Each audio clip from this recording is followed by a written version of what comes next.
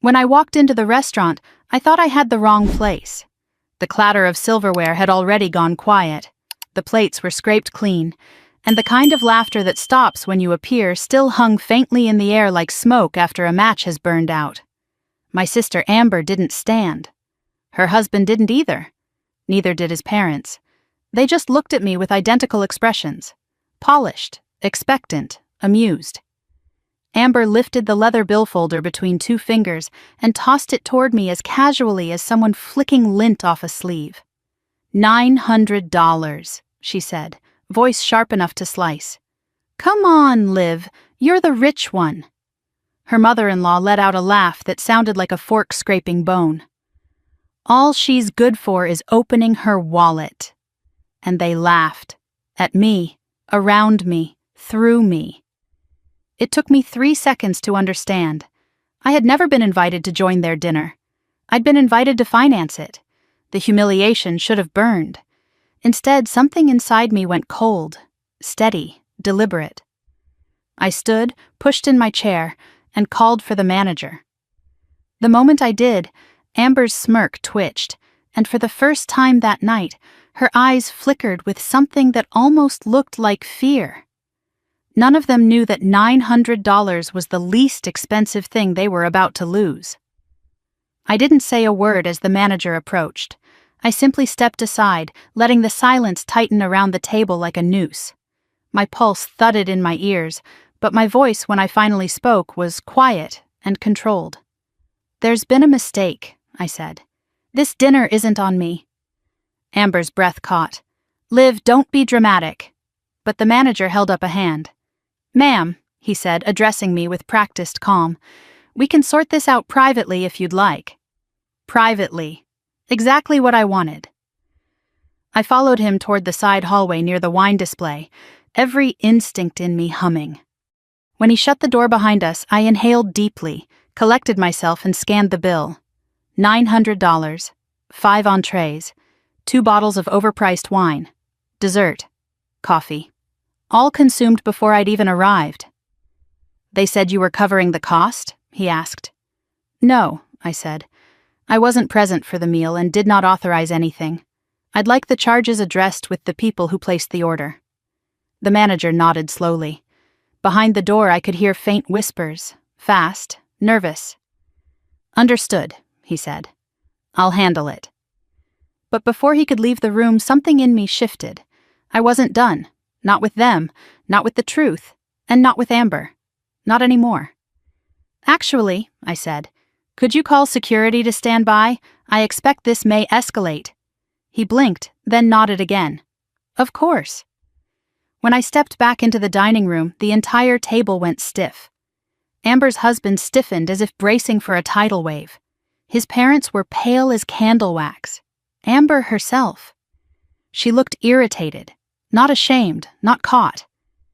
I studied her face, the tight jaw, the rehearsed eyebrow tilt, the glare laced with false concern. And for the first time I saw the calculation behind her eyes. This wasn't impulsive cruelty, this was strategy. And that realization frightened me more than the bill, more than the laughter, more than the humiliation. Olivia, Amber said sweetly, playing to the small crowd of remaining diners. You're embarrassing yourself. Just pay it so we can all go home. Something inside me snapped into place, quietly, cleanly. No, I said. Her mouth fell open.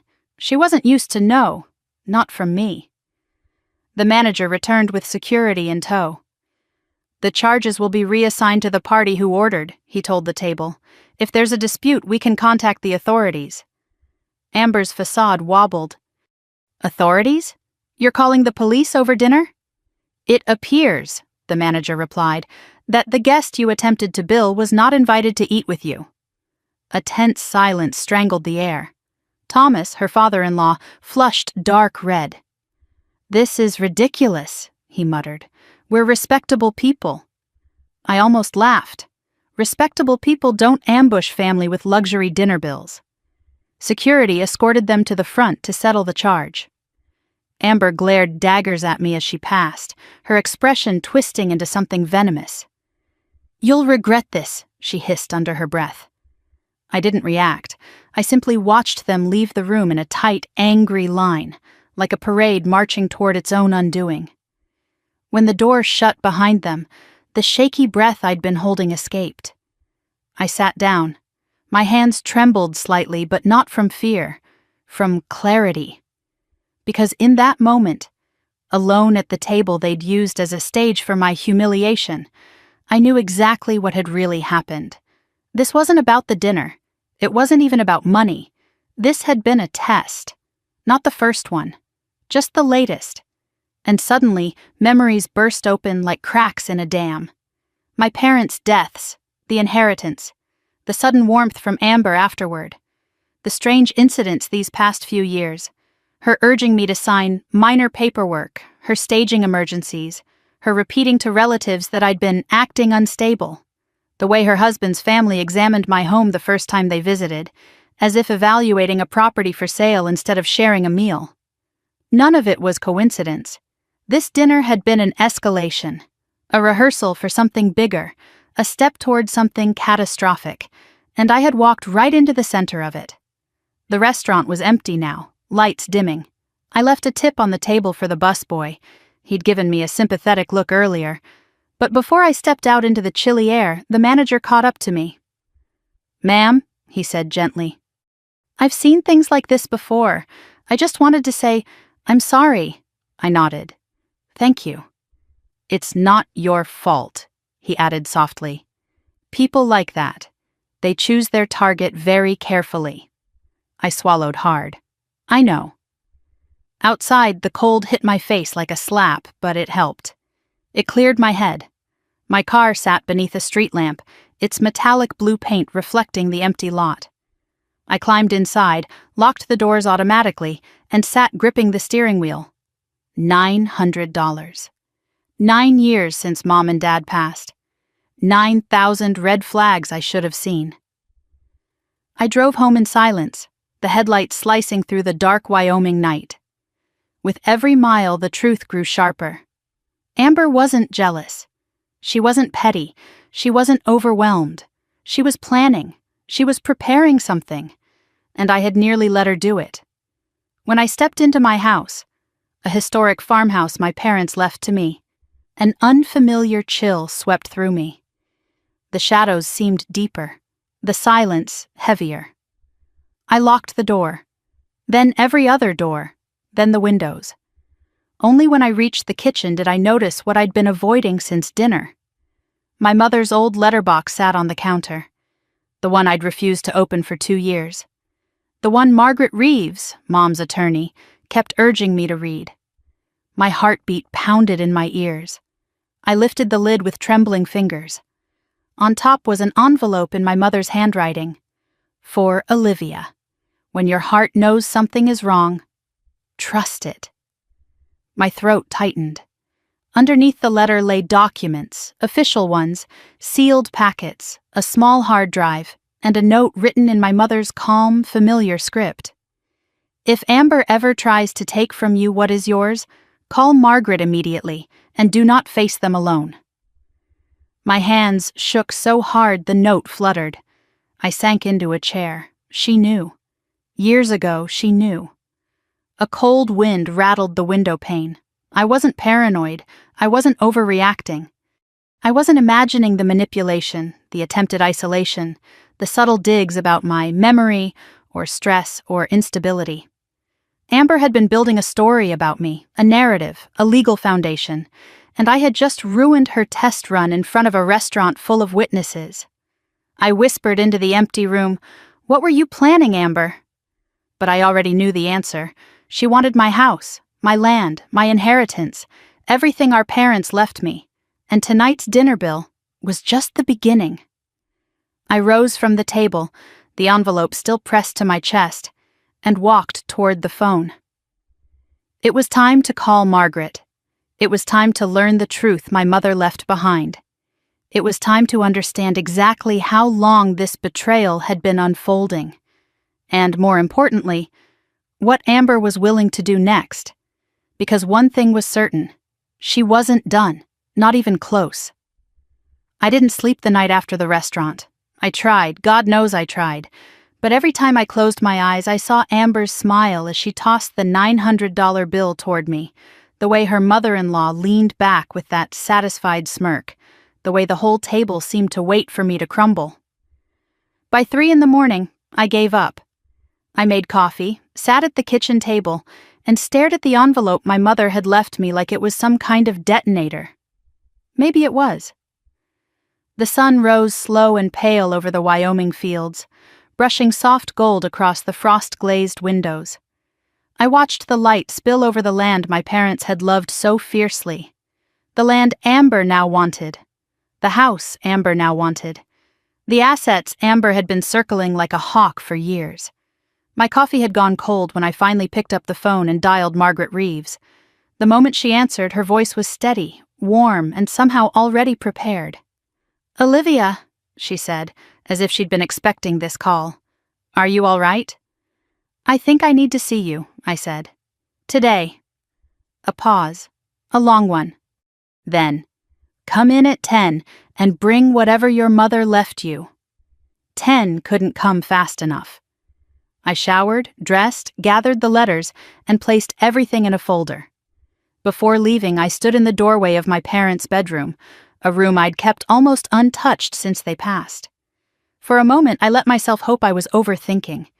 Maybe Amber was just being Amber. Maybe it wasn't as dark as I feared. But then I saw her face again, smug, certain, rehearsed. No, I wasn't wrong. I locked the house and drove toward town. Margaret's law office sat in a brick building downtown, the kind with creaky hardwood floors and windows that rattled when Wyoming winds picked up. She met me in the lobby and pulled me into a hug that I didn't know I needed. "You look exhausted," she said. "I feel worse." "Let's go to my office." Her office was cozy, cluttered with books, legal pads filled with her looping handwriting, and a photograph of her and my mother laughing on a hiking trail. My throat tightened when I saw it. "Don't look at me like that," Margaret said gently. "Your mom left us both with things to carry." I placed the folder on her desk. "I think she knew something. I think she knew years ago." "She did," Margaret said simply. "Sit." I sat. She opened the folder, scanning the papers with the eyes of someone who already had answers, but needed confirmation. She pulled out the sealed packet, the letter, the hard drive, and then she sighed. "I was afraid this day would come," she murmured. "What is all of this?" I asked. "Why did she leave it for me?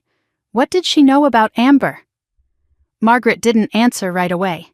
Instead, she opened a drawer, pulled out a thick file with my mother's name written on the tab, and placed it in front of me. "Your mother was a brilliant woman, Olivia.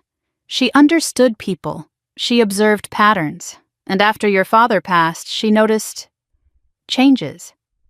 "What kind of changes?" "Amber's behavior," Margaret said softly. "Especially around your inheritance." I felt my stomach twist. I always thought she was just jealous, competitive, Amber. "No," Margaret said firmly. "Your sister isn't jealous. She's strategic." The room seemed to tilt. Margaret continued, "Your mother had reason to believe Amber was planning to slowly undermine you, emotionally, financially, and legally, until she could force your assets into shared control." "But why? My parents left us equal sentimental things. Amber got jewelry, personal items, the scrapbooks." I swallowed hard. "She said that's what she wanted." "Of course she said that," Margaret replied. "It allowed her to look generous, reasonable, above reproach. Meanwhile, she pushed you to keep everything with real value, property, land, investments, the very things someone could target." I leaned back, stunned. "She didn't want the house back then." "She did," Margaret corrected, "but she wanted it when you were more vulnerable, when it would be easy to take." My mother's envelope suddenly felt heavier than lead. Margaret opened the sealed packet. Inside were notes, pages of them, in my mother's handwriting. Dates, incidents, observations, things I'd forgotten or brushed off. Your mother noticed every time Amber spoke over you, every time Amber framed your independence as forgetfulness, every time Amber commented on your work stress in front of family. Margaret flipped a page. Amber told Olivia she should let her handle her finances because she seems overwhelmed. She looked up at me. Do you remember that? Vaguely. I remembered the moment, but not the weight of it. I remembered Amber laughing, brushing it off. I'd laughed too. That wasn't a joke, Margaret said. She was laying groundwork. Groundwork. The word hit me like a hammer. That's exactly what it felt like. The bill at the restaurant, the humiliation. None of it was random. It was a pattern. Margaret pulled out another envelope, with the logo of a private investigative firm stamped on the corner. My breath caught. She hired an investigator? Yes, Margaret said. Your mother wanted to know what Amber and her in-laws were capable of, whether her instincts were correct. And they were. She slid the report toward me.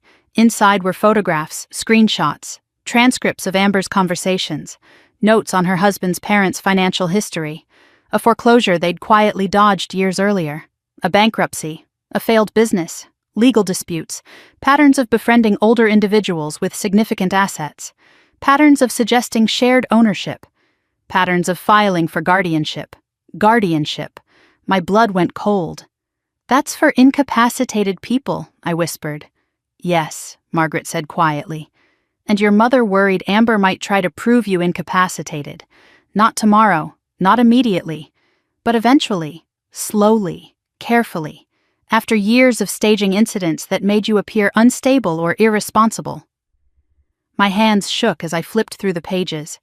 There, highlighted, was a note from the investigator cataloging the specific behavioral tests Amber had used on others before. Test generosity with small expenses. Test emotional responses by provoking embarrassment. Test boundary strength. Test financial compliance. Test public humiliation tolerance. The dinner bill slammed into my memory like a fist. Oh my God, I whispered. That was a test. Yes, Margaret said. A very big one. And you failed it. I looked up sharply. I failed? In her eyes, Olivia. You failed because you didn't react the way she expected. You pushed back. You refused. You asserted control. Margaret folded her hands. Amber needs you compliant, predictable, afraid. She needs you to feel guilty, to feel indebted to her, or, ideally, unstable. I felt sick. She's been painting me as unstable? For years. The room was too small, too warm, too full of truths I didn't want to hear. Margaret reached across the desk and touched my hand. Your mother saw this coming. That's why she left you a trust. I blinked. A trust? Yes, a protective trust. One Amber cannot break, one her husband's family cannot manipulate, one designed to activate if anyone attempts to take advantage of you, financially or legally. The words echoed in the quiet room. Activate how? I asked. By freezing your assets, preventing unauthorized transfers, blocking co-ownership changes, and, most importantly, triggering an automatic legal defense protocol through my office. So, if Amber tries to take my house, she'll hit a wall, a hard one. And if she tries to claim I'm incompetent, she'll trigger a full investigation she cannot control. I exhaled shakily. My mother protected me. Margaret smiled softly. Your mother built a fortress around you. I didn't know whether to cry or scream. I turned to the final part of the packet, a small handwritten note from my mother. I opened it. My Liv, if Amber ever attempts to make you doubt yourself, or suggests you need her to manage your life, understand this. She is not helping you. She is weakening you. Please trust Margaret. And remember, no one owns you. No one is entitled to what you have built. No one has the right to the life your father and I wanted for you. If Amber chooses another path, let her walk it alone. My vision blurred. Margaret waited patiently as I read it twice, then pressed it to my chest. When I finally looked up, she said quietly, "There's something else." "Something worse?" Margaret hesitated. "A rare thing." "Yes." She reached into the file cabinet behind her and withdrew a thin folder marked Recent. "I didn't contact you before because nothing was confirmed, but 2 weeks ago I received a notice." "What kind of notice?" "An inquiry." "From who?" "The county clerk's office." She opened the folder. "Someone requested information about the legal process for filing for guardianship." The room spun. "Guardianship of who?" Her eyes met mine. "You, Olivia." For a full 5 seconds, I forgot how to breathe. Someone had already begun the process. Someone had already laid the groundwork. "Amber," I whispered. "We don't know that yet," Margaret said carefully. "But the request was made the same day Amber visited an estate lawyer she's used before." A cold numbness spread through me. "She wants to take everything," I murmured. "She wants control," Margaret corrected gently. "The assets are a bonus." I leaned back in the chair, my heart pounding like a trapped bird. "Margaret," I said softly, "what do I do now?" "You prepare," she replied, "because if Amber was bold enough to stage a $900 public humiliation, she's closer to making her move than you realize." I swallowed hard. "Will you help me?" Margaret squeezed my hand. "I promised your mother I would." The clock on the wall ticked, a slow, ominous metronome. Margaret continued, "We have to be careful. Amber is impulsive but not stupid. Her in-laws are desperate but cunning. They'll accelerate now that they know you're not compliant." "So what do we do?" "We reinforce the trust protections. We document everything. You follow my instructions exactly, and Olivia—" She paused. "You cannot confront Amber alone. Not yet. That will only escalate her." I closed my eyes. What if she comes to me? She will, and soon. She'll try to seem helpful, loving. She'll try to convince you the guardianship conversation is for your own good. She'll twist your own life against you. And if I refuse? She'll twist that too. I let out a trembling breath. Margaret finished quietly. "Your mother saw Amber clearly. Now you must see her too." I stood slowly. "What if it's already too late?" Margaret shook her head. "It isn't. Because now you know the rules of the game, and Amber doesn't know you're playing." Her words steadied me. I gathered my things, hugged her again, and left the office with a new burning clarity. Amber didn't want a reconciliation. Amber didn't want a relationship. Amber wanted ownership. She thought she had time. She thought I was blind. She thought I was weak. But now I knew. And I wasn't going to let her take anything else from me, or from the life my parents fought to give me. When I got home that evening, my phone buzzed with a text from Amber. "Hey, Liv, need to talk. Stopping by tomorrow morning. Don't make plans." I stared at the message for a long time. The war had begun. I woke before the sun, the sky still dark, the house still silent, my body buzzing with the kind of tension that had nowhere to go. I didn't need an alarm. My mind had shaken me awake long before it could ring. Amber's text from the night before sat on my phone screen like a threat dressed as a courtesy. "Need to talk. Stopping by tomorrow morning. Don't make plans." That was Amber. A command posing as a request. An intrusion disguised as concern. A move already made before I even knew I was on the board. I dressed slowly, moving through the house with the careful attention of someone preparing for a storm. I boiled water for tea. I straightened the mail on the counter. I double-checked that the folder from Margaret was still tucked safely inside the drawer beneath the silverware tray. Every few minutes I checked the window, expecting to see Amber's car pull into the long gravel drive. But the drive stayed empty. My quiet home, built by my father's hands and my mother's vision, felt suddenly fragile, as if one wrong knock might shake its walls loose. By 8:45, I stopped pretending to clean and sat on the couch, hands clasped so tightly they ached. At 9 on the dot, I heard tires crunching across gravel. Right on time. Amber didn't believe in coincidence. I stood as the knock echoed, 3 sharp raps. Confident, entitled, rehearsed.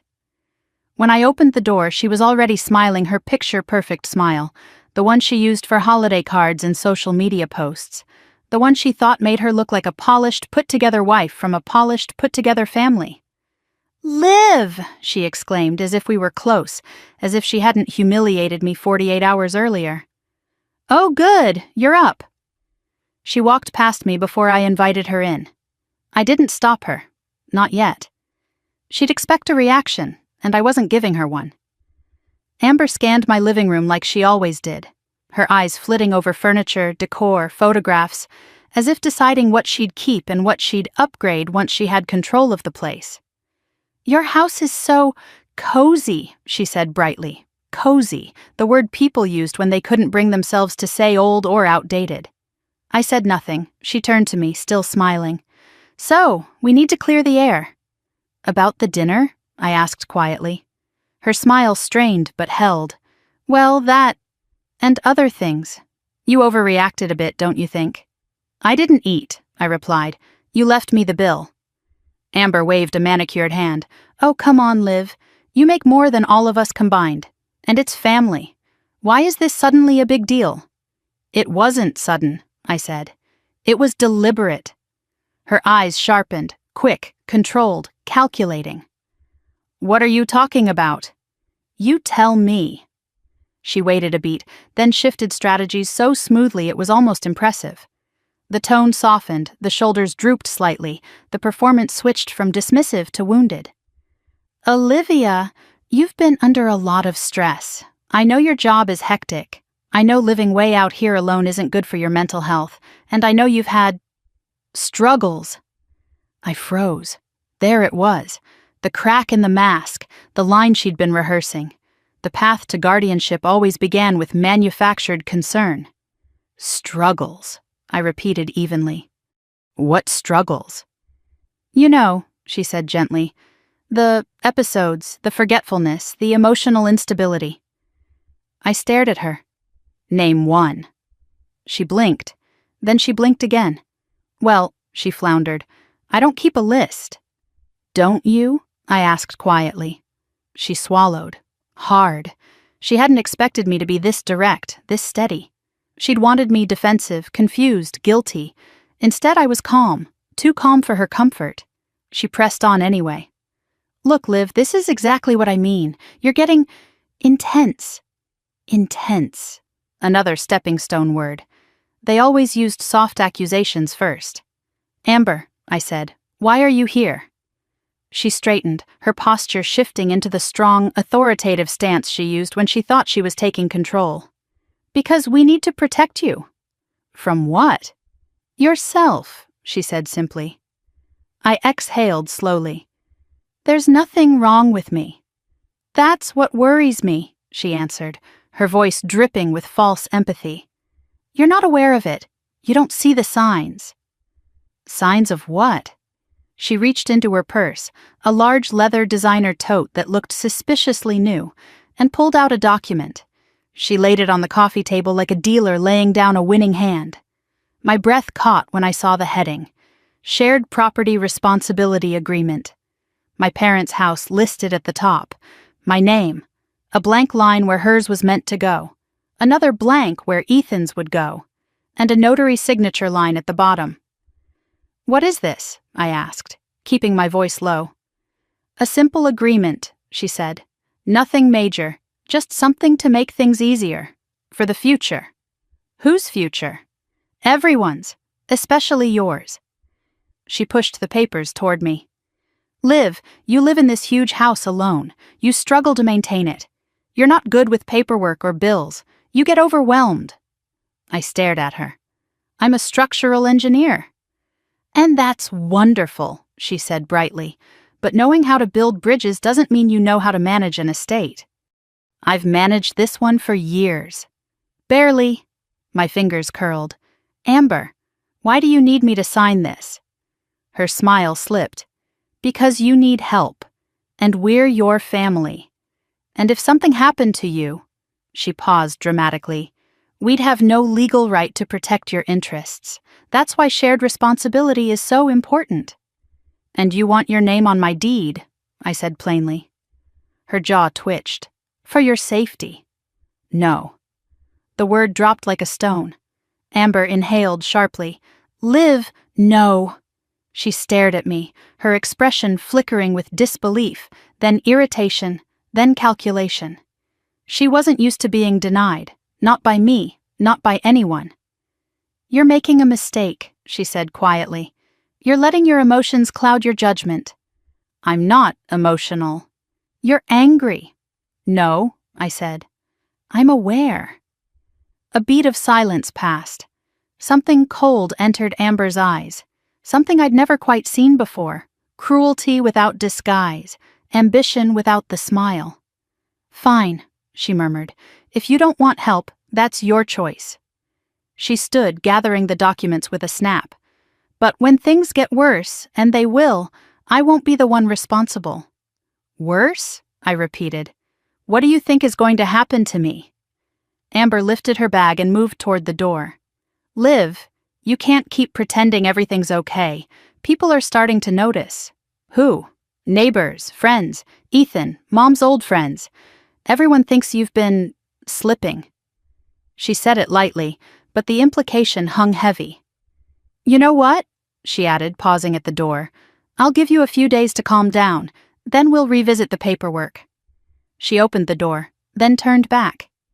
"And Liv?" Her voice softened into syrup. "The longer you resist, the harder this will be for everyone." She left without waiting for an answer. I locked the door behind her, not because I feared she'd come back, but because I needed to feel for 1 second that something in my house was still under my control. Inside the quiet, my legs went weak and I sat on the floor, back against the door, heart pounding. She wasn't hiding it anymore. She'd laid the foundation so clearly even I couldn't deny it now. Step 1, create a narrative of instability. Step 2, pressure me into co-ownership. Step 3, prove I needed supervision. Step 4, file for guardianship. Step 5, take everything. I sat there for a long moment, breathing hard, letting the weight of her words settle. People are starting to notice. That was not a warning. That was a threat. And a flex. Amber wanted me to know she'd been whispering behind my back, that she'd been scripting a version of me that didn't exist, that she'd been preparing witnesses long before I realized I was the target. My stomach twisted. I stood and walked straight to the drawer beneath the silverware tray. I pulled out my mother's letter again. My hands were steadier this time, as if reading her words again would anchor me or armor me. I opened the envelope. "Liv, if she ever comes to you with paperwork, it has begun." My breath shook. "Do not sign anything." I pressed the letter to my chest. "Mom," I whispered, "you knew." I wasn't alone. She had prepared me. She had prepared Margaret. She had prepared everything. And now I had to prepare too. My next call was immediate. Margaret answered on the first ring. "She came," I said. "She brought documents." "What kind?" "Shared ownership." A beat of silence. Then Margaret said, voice suddenly razor-sharp, "Olivia, listen to me carefully." "I'm listening. You need to document everything, every conversation, every message, every visit." "I am." "Good, because this is escalation. She's moving faster than expected." I swallowed hard. "What do I do now?" "You do nothing," Margaret said. "You wait, and you stay calm. They will make the next move, and when they do, they'll reveal their strategy." I leaned heavily against the counter. "Margaret," she said, "people think I'm unstable." "Of course she did," Margaret murmured. "That's how the narrative begins. But don't worry, we're ahead of her, and she doesn't know that." I closed my eyes. "It feels like a war." "It is," Margaret said simply. "But Olivia, your mother built your defenses long before Amber built her attack." When I hung up, I exhaled slowly, finally steady. For the rest of the day, I cleaned the house. Not because it needed cleaning, but because I needed movement. Noise, control, something to do with my shaking hands. As I vacuumed, my phone buzzed on the kitchen counter. I grabbed it, expecting Margaret. The number was unfamiliar. When I opened the voicemail, a stranger's voice spoke. "Ms. Hart, this is a courtesy call from the county clerk's office. We're following up regarding the guardianship inquiry submitted last week. Please contact us if you need assistance completing any documentation." My vision tunneled.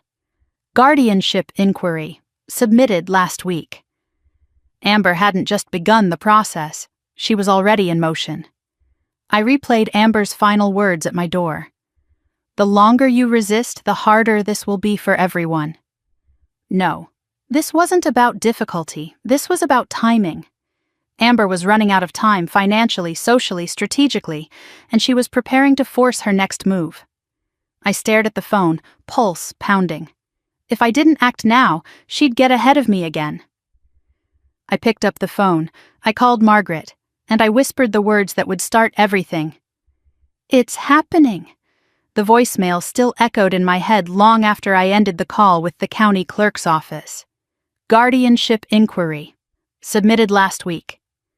Those words clung to me like frostbite, sharp and numbing. I paced my kitchen, my fingers trembling against the smooth grain of the table. The daylight outside dimmed as storm clouds rolled toward the fields, casting a strange gray glow over the house. A storm was coming outside, but the real storm was already here. By the time dusk settled, my chest felt tight. My heart beat a steady drum of panic. I told myself to breathe, to stay rational, to follow Margaret's instructions. But even reason has limits, and tonight fear kept pressing on them. I walked room to room, checking locks, checking windows, checking the things I didn't need to check. I needed movement. I needed noise. I needed anything to drown out the sound of Amber's voice telling me people thought I was slipping. By 9, the house was too quiet, too still. My phone buzzed twice, once from an unknown number I didn't dare answer, then again from Margaret. "Call me when you can. I have updates." I didn't call her back yet. I needed air. I needed grounding. So I slipped on my boots, grabbed my coat, and stepped out into the night. The wind whipped across the wide Wyoming fields, tugging at my coat, my hair, my nerves. The smell of impending rain mixed with the faint scent of sage that always reminded me of my father. Walking always helped clear my mind. Tonight it barely made a dent. I followed the dirt path behind the house, the one Dad and I used to take when he wanted to point out stars or talk about the structural design of bridges. The sky had begun to darken in earnest when I reached the fence line. My hand rested on the weathered wood, my breath misting in front of me. I stared out over the land, the acres my parents worked for, cared for, loved. Land Amber wanted to carve up and sell with her in-laws like it was nothing more than a bargaining chip. "This is mine," I whispered. "Mom and Dad left this to me, not to her." The wind answered with a low howl. I didn't hear the car until the headlights cut across the corner of the property, slicing through the darkness. My stomach flipped. No one visited me this late. No one drove down my road unless they lived there or had business with me. The car slowed at the end of my driveway. Even from the distance, I recognized the model. Amber's. My pulse kicked hard. I walked back quickly, boots crunching gravel, my breath speeding up as her driver's side door swung open. She stepped out, her silhouette framed by the headlights. No smile, no rehearsed warmth, just a chilly determination that made the hair on my arms rise. "Olivia!" she called, voice too bright for the dead quiet around us. "You weren't answering your phone." "I didn't hear it," I lied, stopping several feet from her. She walked closer, ignoring the space I tried to maintain. "I didn't like the way we left things earlier," she said. "We're sisters. We shouldn't fight." My jaw tightened. "This isn't fighting. This is you trying to take my home." Her eyes flashed. "Liv, don't be dramatic. I'm trying to help you. You want control. I want stability," she snapped before catching herself, softening her tone again. Yours. You've been making erratic decisions lately. What decisions? I shot back. Closing accounts, she said immediately. Canceling things without telling anyone, missing calls, locking yourself away out here. I froze. She knew about the closed account? The insurance changes? How? As if reading my confusion, she smirked slightly. People talk, Liv, and you're not as private as you think. My skin crawled. She took one more step toward me. Let me come inside, she said. You shouldn't be alone tonight. No, I said. We're not doing this. Her expression hardened. We're doing this because I'm worried about you. Liv, the county is going to follow up about your guardianship options. We need to be on the same page when they contact you. Guardianship options? I repeated.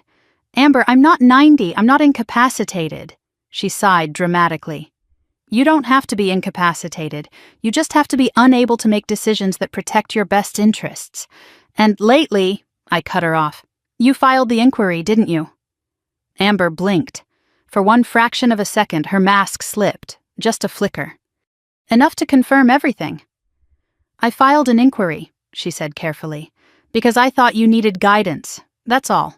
Nothing formal. You contacted the county, I said steadily, about having me declared incompetent. I said nothing of the sort, Amber replied, widening her eyes in mock outrage. But Liv, if people start noticing you're not taking care of yourself, there is nothing wrong with me. That's what worries me, she repeated with faux sorrow. Lightning flashed in the distance. We stood in the wind, facing each other like two sides of a broken mirror. Amber with her perfect hair, expensive coat, flawless makeup, polished confidence. Me with dust on my boots, wind-blown hair, and a house full of my parents' memories behind me. She studied my face for a long moment. Then she took a breath, reached into her purse and pulled out a second document. A medical consent form. My stomach lurched. Just sign this, she said, soft and soothing. It lets me talk to your doctor, that's all, so I can help manage things. No, you're being paranoid. I'm being careful. Liv, she said sharply, if you don't let someone help you, you're going to end up making things very hard on yourself. And if I do sign, I asked, you get access to my records, full authority, full leverage. Stop talking like that, she snapped. It makes you sound unstable. There it was, the word she'd been dying to say. I felt something inside me settle, not panic, not fear, but clarity, sharp as glass. I want you to leave, I said. Amber stepped closer instead. You know what? I'll give you one more chance to be reasonable. She held the paper out between us. If you sign this tonight, we can avoid the rest. The rest. The guardianship petition. The legal process. The destruction she believed she could unleash. No, I said again. Amber's smile vanished entirely. She leaned in, voice low and venomous. Then you're forcing my hand. A shiver slid across my spine. I'm going to talk to Ethan, she said. To your doctor, to the county, to everyone who's concerned. And when the time comes, don't say I didn't warn you. I held my ground. Get off my property. Amber stared at me like she was looking at a stubborn child, rather than a grown woman with a career, a home, and a life built on my own terms. Oh, Liv, she sighed. Why do you always make things harder than they need to be? With that, she turned, walked to her car, and slammed the door hard enough to make me flinch. The tires spun gravel as she sped down the driveway into the night. The moment she disappeared, my knees weakened. I braced myself against the fence, breath shaking free from my chest in broken bursts.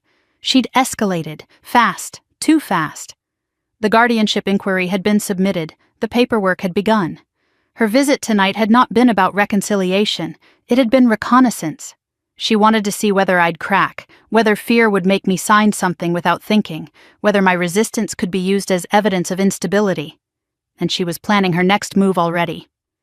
I stumbled back into the house, locked every door, closed every curtain, My hands shook so hard I could barely type as I texted Margaret. Amber came. She brought more paperwork. She threatened guardianship. Seconds later, the phone rang.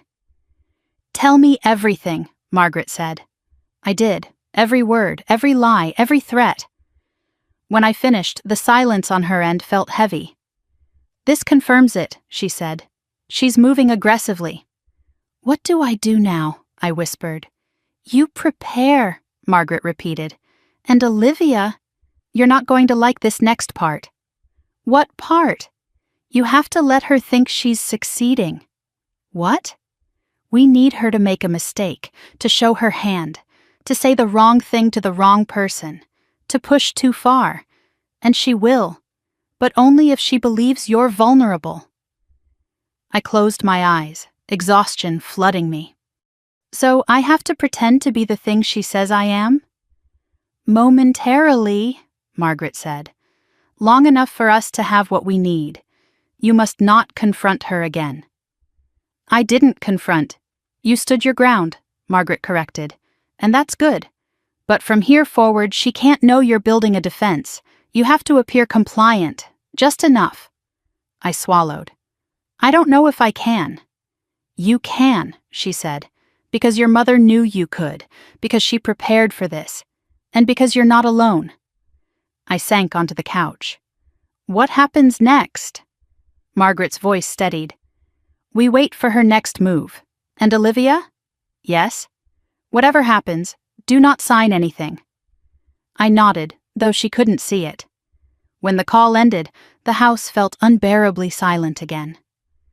I walked to the window and watched the fields sway in the wind, remembering nights when this land felt safe, comforting, alive. Tonight, it felt like a battlefield. But I wasn't standing on it unarmed. Not anymore. Not with my mother's trust, Margaret's guidance, and the truth finally in my hands. Amber had made her move. Now it was my turn to prepare for mine. The next morning arrived with a sky the color of steel wool, flat and heavy, the kind of Wyoming morning that made everything feel colder than it really was. I didn't sleep much. Every time my eyes drifted shut, I saw Amber standing in my driveway, her face a mixture of control and contempt, her voice dripping with that sickly sweet concern she used like a knife. I showered, dressed, and forced myself to eat half a piece of toast. The rest I threw away after staring at it too long. My stomach felt hollow, not from hunger, but from dread. I kept replaying her words. "You're forcing my hand." That wasn't a threat. It was a promise. And promises were the one thing Amber always kept. At 9:30, Margaret called. "I'm heading your way," she said. "You shouldn't be alone today." "I'm fine," I tried. "No, you're not. I'm leaving now." Her tone brooked no argument. I hung up and exhaled through my teeth. I wasn't fine. She knew that. I knew that. By the time Margaret pulled into my driveway 40 minutes later, the wind had picked up again, rattling the old porch swing and sending brittle leaves skittering across the gravel. I stepped outside to meet her. She got out of her car holding a leather briefcase tucked under one arm. "You look pale," she said bluntly. "You look bossy," I replied. "Good. We're both observant." Despite everything, I almost smiled. Inside, she set her briefcase on the kitchen table and sat across from me. "Before we get into what I brought," she said, "you need to tell me every word Amber said last night. Don't hold anything back." So I told her.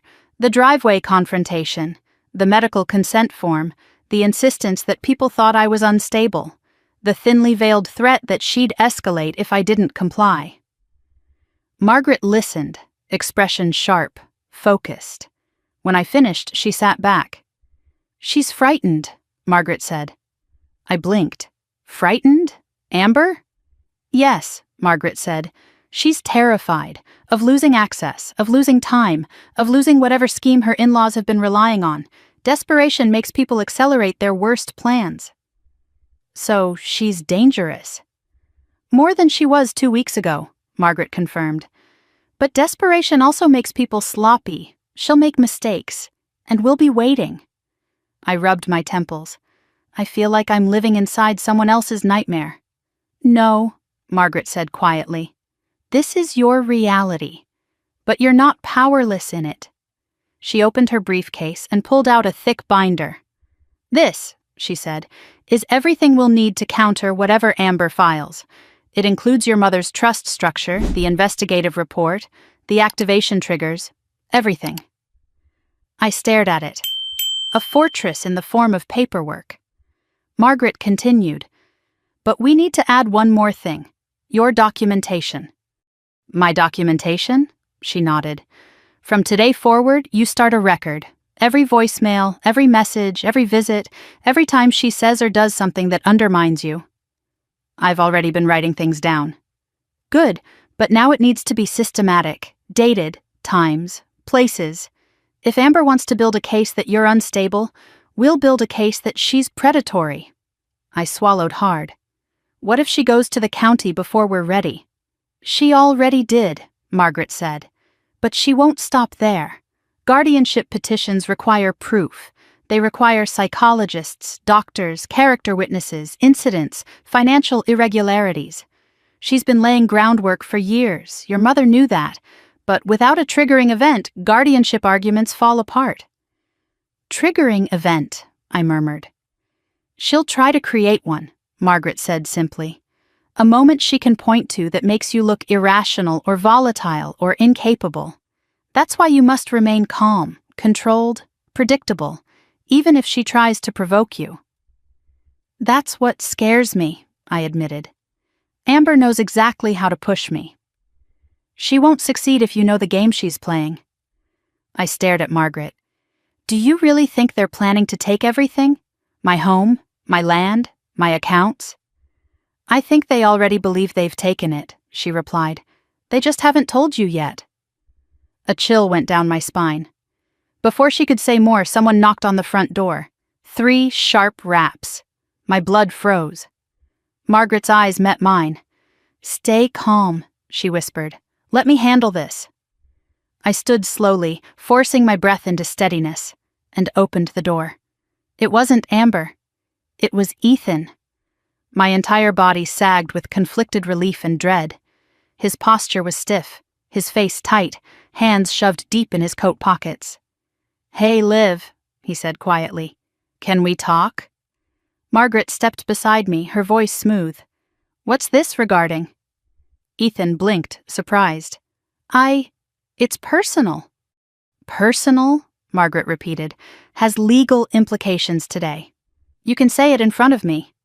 He hesitated, then nodded once. Amber told me you two had a disagreement. That's one word for it, I said. She said you were fragile, he continued awkwardly, and that she's worried you're making decisions that aren't safe or rational. Margaret muttered something under her breath that sounded like a lawyer's version of profanity. And she asked me to check on you, Ethan said. I swallowed a rush of anger. Check on me or evaluate me? His shoulders sagged. I don't know anymore. We stood there in the doorway, the air cold between us. Finally, Ethan lifted his eyes to mine. Liv, are you all right? Margaret's hand touched my elbow, a warning not to let emotion shape my answer. I'm fine, I said, but Amber isn't telling you the truth. He breathed out, a shaky, conflicted sound. I don't know what to believe. My parents think she's doing the right thing. Amber says your home is too much for you. She says you're overwhelmed, that you're acting erratically. Do you believe her? I asked. Ethan's eyes flickered. I think Amber believes she's right. That's not an answer. It's the only one I have right now. Margaret stepped forward slightly. Mr. Collins, we appreciate your concern, but Olivia is perfectly capable of managing herself and her affairs. In fact, she is under legal advisement at this time. His brows drew tight. Legal advisement? Yes, Margaret said, and anything further should be communicated through my office. Ethan hesitated again, torn between fear and his wife's version of the story. I just want peace, he murmured. Then you married the wrong sister, Margaret replied without hesitation. Ethan flinched. Before he could say more, Margaret closed the conversation with a smooth, professional finality. "We'll be in touch if necessary."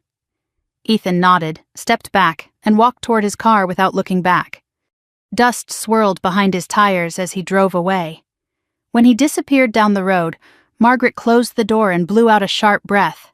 "She's already using him." "She always used him," I whispered. "He just never saw it." Margaret sat again at the table. "This changes our timeline. If she's using Ethan to establish third-party concern, she's preparing witnesses. We need more evidence before she moves to the courts." "How do we get that?" "By documenting their pressure," she said, "and possibly recording it." I felt heat rise in my cheeks. "Recording?" "Yes," Margaret said. "Legally. Wyoming is a one-party consent state. If you're part of the conversation, you can record it. We may need that." She opened her briefcase again and pulled out a small digital recorder. "Put it in your pocket anytime she visits," she instructed. "If she says anything about instability, guardianship, shared ownership, or pressure to sign, keep her talking." I stared at the small device. It felt like a lifeline. It also felt like betrayal. Margaret saw the conflict in my face. "Olivia, listen. Amber is not your sister in this situation. She is an opposing party, and she is documenting you. I promise you that." My stomach twisted. Of course she was. "She'll try again soon," Margaret continued. "She didn't get what she wanted last night. She'll escalate. She'll invent urgency. She'll involve neighbors, more family members, maybe even clergy. The next step is cornering you emotionally. She wants you to falter." I took a deep breath. "So I have to pretend I'm compliant." "Not compliant," Margaret corrected. "Just neutral, untouchable, a person who does not react." I pressed the recorder into my palm. "Okay," I said softly. "I can do that." We spent the next 2 hours going over scenarios. What to say, what not to say, what tone to use, how to deflect, how to redirect, how to protect myself without revealing the fortress being built around me. Margaret eventually left, promising to update me once she reviewed new filings. After she drove away, the house felt quieter than ever. Too quiet. I walked through each room, touching the familiar walls, the picture frames, the furniture my parents chose. I ended in my mother's study, her sanctuary. I sat in her old rocker and let the silence settle over me. "This is mine," I whispered again, "and you trusted me to protect it." Outside, the sun slipped behind the hills, painting the sky with streaks of violet and gold. I stood, walked to the window, and stared at the driveway. I told myself I was imagining it, but maybe I wasn't. Because for one split second, I thought I saw a car parked just beyond the bend in the road, watching, waiting, planning its next move. Amber wasn't done, and the war was only just beginning. The next 48 hours crawled by like they had weights tied to them. Every sound in the house felt louder, every shadow felt too still.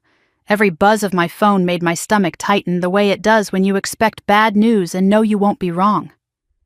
Amber didn't return that night after her confrontation in the driveway. She didn't text, didn't call, didn't pretend to check in. And somehow her silence felt more dangerous than her presence. Silence meant planning. Silence meant escalation. By Saturday morning, my nerves were stretched thin. I tried keeping busy, organizing old project files from work, sweeping the porch, restocking the pantry. But my thoughts kept circling back to one question. What was Amber doing now? What was she preparing? The guardianship inquiry wasn't a warning, it was the beginning, and beginnings always led somewhere. At noon, my phone buzzed again. A message from an unknown number. "Ms. Hart, this is a courtesy call to inform you your primary care physician submitted a note regarding your annual wellness check. Please contact the office if you wish to review your health documentation." I froze. My last wellness check had been routine, perfect. I had no ongoing medical issues, no prescriptions, nothing Amber could use, unless someone asked the office to send something, or asked a leading question or implied concern. I sat down hard at the kitchen table, my throat tightening. That wasn't coincidence. That was a probe. A test to see if the doctor could be used to build a narrative. I grabbed the recorder Margaret had given me and slipped it into my pocket, pulse thudding. If Amber showed up today, I needed proof.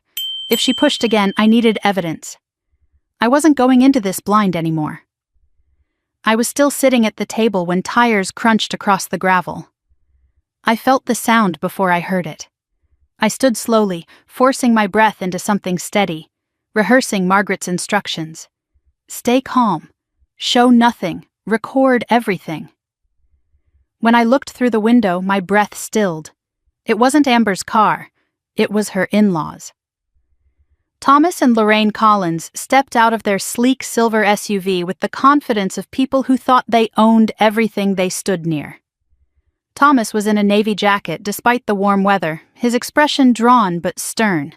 Lorraine wore a fitted cream coat, sunglasses perched atop her perfect blonde hair, her posture sharp as a blade. My stomach sank. If the in-laws were here, this wasn't a visit. This was an operation. I opened the door before they could knock. Thomas, Lorraine. They gave me matching polite smiles that didn't reach their eyes. Olivia, Lorraine said smoothly. Good afternoon, dear. Dear, I almost laughed. Lorraine didn't call anyone dear unless she wanted something from them. Is there something you need? I asked, keeping my voice neutral. Well, Thomas said, that depends on how willing you are to make things easy. I stepped aside just enough to make it clear they weren't welcome inside. We can talk here. Lorraine looked mildly annoyed by the boundary, but covered it with a smile. We won't keep you long. We simply want to clarify a few things Amber mentioned. Of course, Amber had mentioned things. Amber had probably delivered a full monologue about my supposed instability. I'm listening, I said. Thomas exchanged a glance with his wife, then spoke carefully. Amber is concerned about your behavior lately. Extremely concerned. My behavior? I repeated. Lorraine nodded sympathetically. Yes, dear. She told us you've been struggling. I pressed the recorder in my pocket, letting the silence stretch just long enough. What kind of struggles? I asked. Lorraine clucked her tongue. Emotional distress, forgetfulness, mood swings, isolation. She said you've been making questionable decisions recently. Closing accounts without explanation, Thomas added. That sort of thing. I blinked slowly. My financial choices are not Amber's business. They are, Lorraine said lightly, if they indicate mental decline. There it was, the phrase they'd been waiting to slide into the conversation. Mental decline, I repeated softly. Yes, Lorraine said, and if that's the case, we all need to take action before things get worse. Action, I said. What kind of action? Thomas cleared his throat. Guardianship is a heavy word, Olivia. But sometimes family needs to step in for someone's protection. I stared at them. Family? Yes, Lorraine said smoothly. We're all family now. I almost laughed. Instead, I forced my jaw to relax. Margaret's words echoed, stay calm, stay empty, stay untouchable. Why are you here, Lorraine? I asked.